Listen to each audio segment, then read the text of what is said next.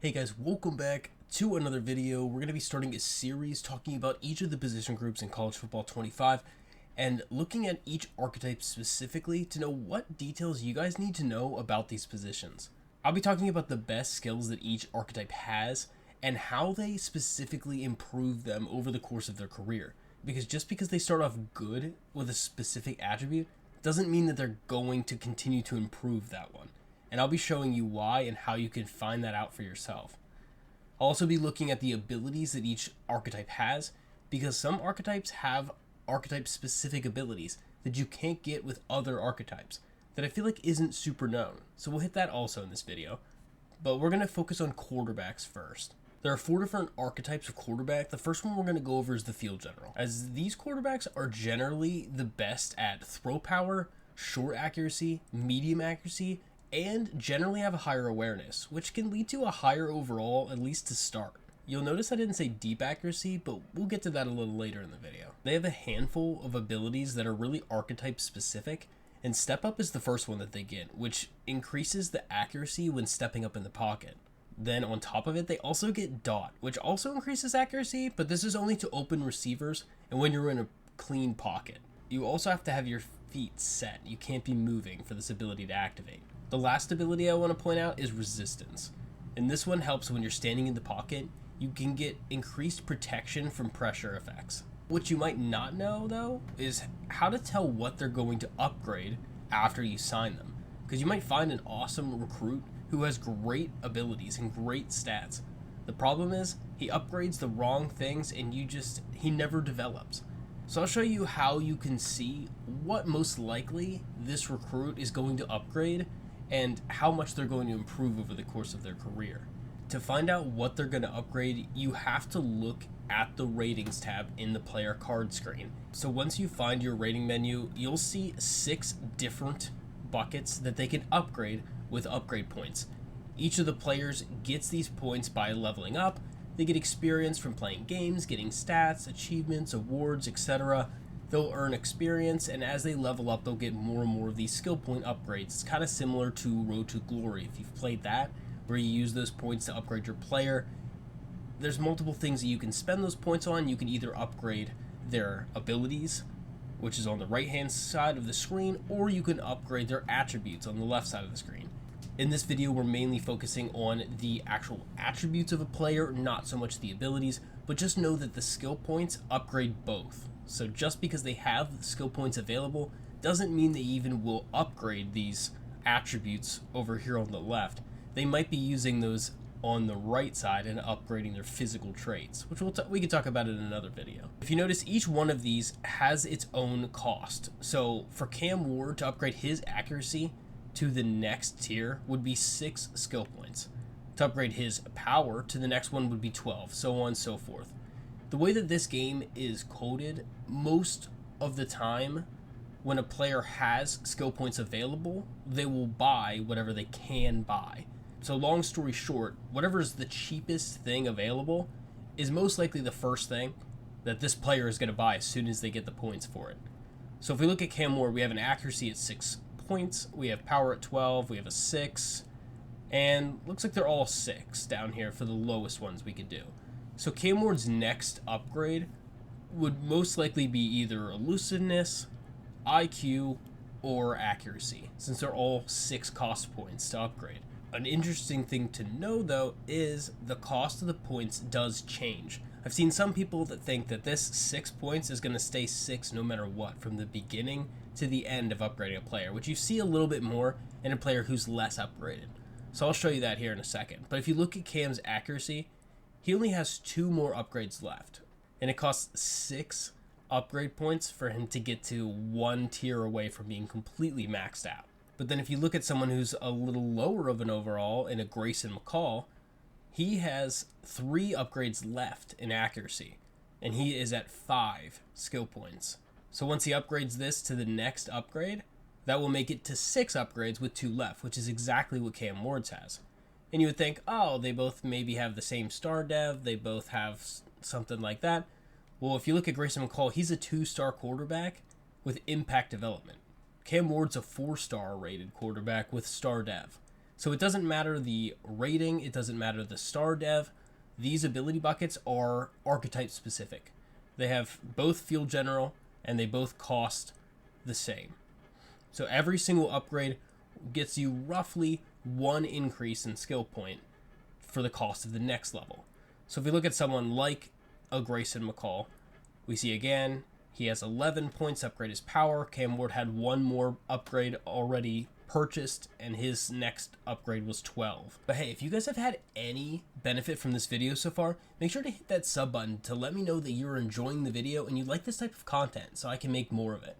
And also so that other people who are looking for the same content can find it faster. But so now if we look at someone who's a little less upgraded and entirely, like Jaden Rashada from Georgia, he's a field general, and his accuracy still has some work left in it, but his skill point upgrade only cost 4. His power costs 12. This guy has no caps. He could have a probably 99 throw power, but it costs 12 skill points to upgrade it, whereas his IQ only costs 2. So quickness is only 1 tier higher than elusiveness, but the cost is different by 6 points. So Jaden Rashada is going to take forever to get his speed to ever upgrade because it costs 8 points. He's going to be upgrading his elusiveness with 2 points, his IQ with 2, until they get up to 4, and then he'll have accuracy, IQ, and elusiveness that will be upgrading. It's going to take him till probably his sophomore, junior, even later for him to even have the opportunity to upgrade a speed or a throw power, if ever. Throw power is going to be one of the longest things to upgrade since it costs 12 points. Because you might wonder why he won't just max out his throw power. Well, it's because it costs so much. And that's still not taking into account him upgrading any of his abilities. He has multiple physical abilities, and as he continues to upgrade things like his accuracy over here, where he only needs 89 medium accuracy to get to gold, then he has to spend skill points to upgrade it to gold. So it's things to just look at and be aware of. So a field general quarterback is going to be upgrading his accuracy a lot. Also upgrading his IQ, since it costs barely anything. And oddly enough, his elusiveness, which really is the break sack rating, which is pretty nice, actually. The next one we'll look at is the improviser quarterbacks. Now, improvisers like Jalen Milroe, they're great at throwing on the run, throwing under pressure, and oddly enough, they're generally pretty amazing at deep accuracy. And one of the unique abilities that improvisers get is mobile deadeye. That increases their accuracy while throwing on the run outside the pocket. But what's interesting about improvisers is that their upgrade tiers are actually really similar to field generals. Elusiveness, accuracy, and IQ are your 3 cheapest and easiest upgrades. The last 2 archetypes are actually pretty much the same. It's Scramblers, and technically for recruiting purposes, there's Scramblers and Athletic Scramblers. But once they're actually a quarterback and recruited, they both just mesh into the same Scrambler archetype. So I have it broken into 4 different archetypes for a recruiting standpoint because they do have differences. Regular scrambling quarterbacks are kind of balanced, but just generally meh, kind of across the board, just not the greatest at anything, but not necessarily bad at anything.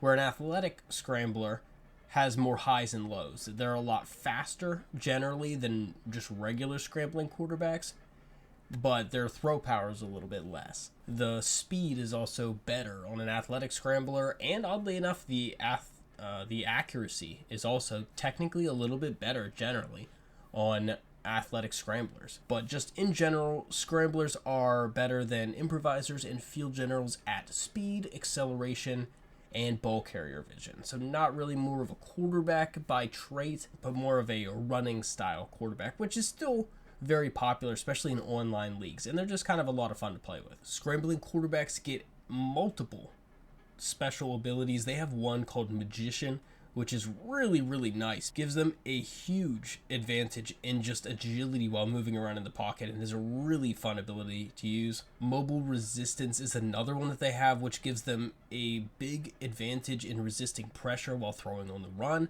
And they also get Option King, which is great if you're running a more option or read option based style of offense, since it gives them a big increase on their pitches, their accuracy, their speed, and can potentially give them wear and tear protection if it's a high enough rating. But the problem is here is that their upgrades they're not cheap, to be honest. Power, 10 points, and we're just over halfway.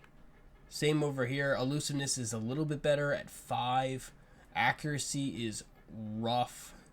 IQ is good. Health is rough. Quickness is rough. It's literally just IQ, which we don't even care about whenever we're playing user games. It could be great for sim with the just awareness and play action, but the only thing that really affects us here is elusiveness that upgrades, which is like your break sack, your change of direction, and break tackle moves. So the only things that really upgrade quickly on these types of quarterbacks are things that don't really make them a more accurate quarterback. Having an 11 upgrade for accuracy is going to take them a while to upgrade any of your accuracy stats.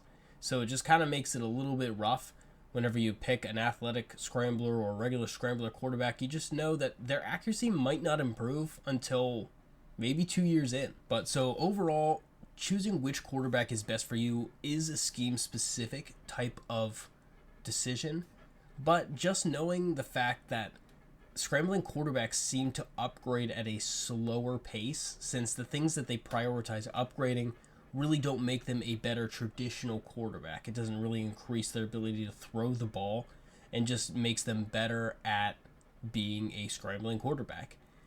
People like field generals seem to upgrade quite a bit because a lot of their upgrades seem pretty cheap. So for them to upgrade pretty fast, plus having already higher awareness, means that their overall is probably going to be generally higher than any of the other abilities. But it seems like improvisers upgrade quite quickly as well, knowing that improvisers and field generals upgrade costs for their skill points are pretty comparable. But I'd love to hear what you guys think about what quarterback is your favorite. Who have you used in your dynasties? Do you focus on a specific archetype, or do you just take the best one available? Let me know what you think, and also let me know if I missed anything in this video that you'd like me to add. But we'll be trying to go over every single position group to give you guys the edge over your competition. But that's going to end it for this video. I'll see you guys in the next one.